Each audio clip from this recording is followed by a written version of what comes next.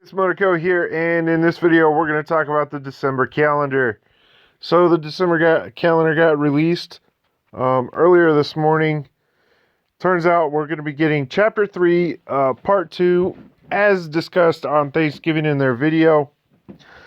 With this should come 5-star cards and the new ability level, the new levels on max levels on the cards. They should go up to 35 for a 3-star card, 46 for a 4-star card, and 54, I think, for a 5-star card. Don't quote me on that. I'm not 100% sure about 5-star cards because I don't remember exactly.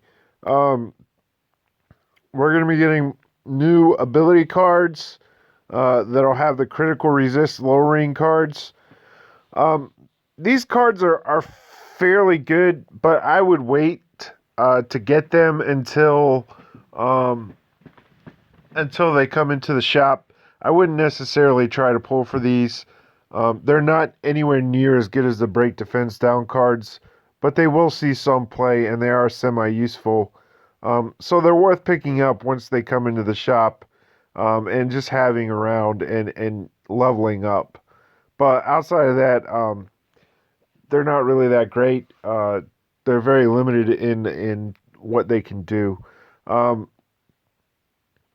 that's my initial reactions. That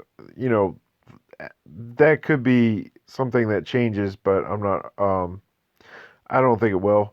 Again, all of the days with 8s in them are going to be Mobius days. We're going to get all kinds of stuff. But this is probably the biggest news of December right here. Outside of Chapter 3.2, we're finally going to be getting the Gigantuar Terrace. This is the second Kakitar region in which you can get all kinds of skill seeds and all kinds of different loots and all these other things, man. I mean, huge amounts of skill seeds in a short time.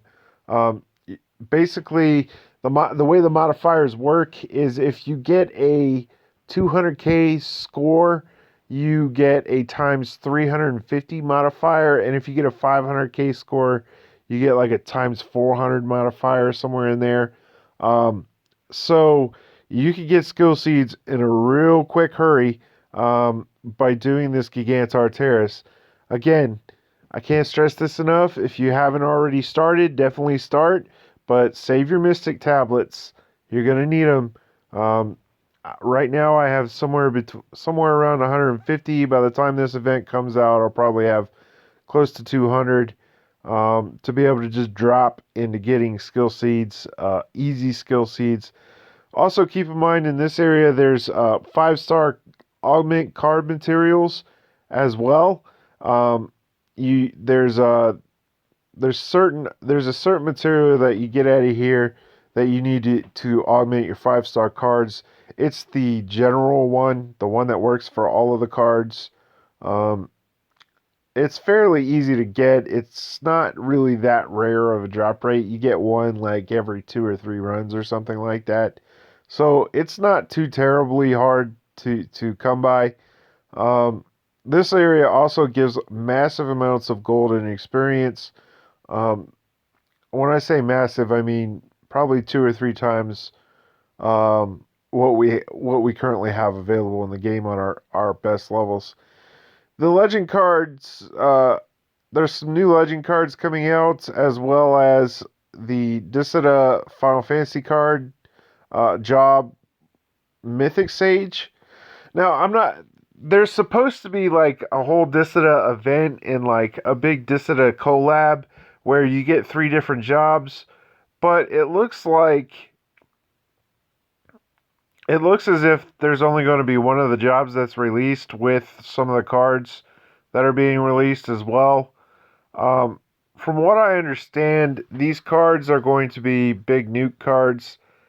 I don't know exactly what they are. I'm going to have to go look that up, and I'll probably post that on a stream or another video. Um, Another big thing that's coming out this month is the Palladius Lagoon. this is where you get fractals and other materials. This is basically where you go to farm for the fractals. Basically, what fractals are is they're passives that you can insert into your cards and give your cards different passive abilities. So some of them have break power up, some of them have job recast turned down, all of this other different things, and you have to go into this area and farm them. But the biggest thing that you have to farm out of this area is your 5-star card materials. Um, it's gonna change from day to day as to what element you can do, um, and eventually they're gonna throw light and dark in there as well. This could be we could see there's two versions of this. One has the light and dark elements and it's slightly harder, and then there's like the easier version of it that they released initially, and then they changed it later. So that could possibly be what we see here is the easier version, and then later on they'll update it and we'll get the harder version with the light and dark elements. If it is though the harder version, the 60 stamina nodes can be quite difficult to farm.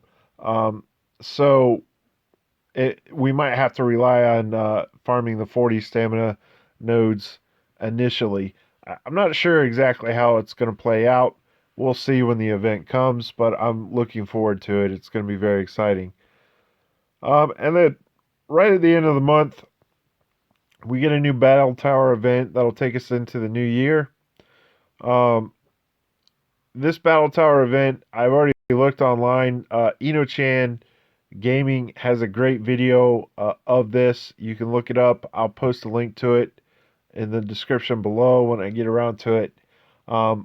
But basically, what this tower is going to be is at the end, the last boss fight. I don't know what the mini bosses are going to be, but the last boss fight is going to be two mobs. One's going to be Ultros, and the other one's going to be, I don't know, some floating guy.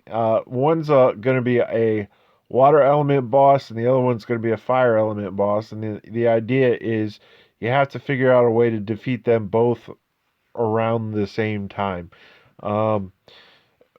Once you defeat one, the other one gets a 200% berserk effect, and he starts hitting very hard.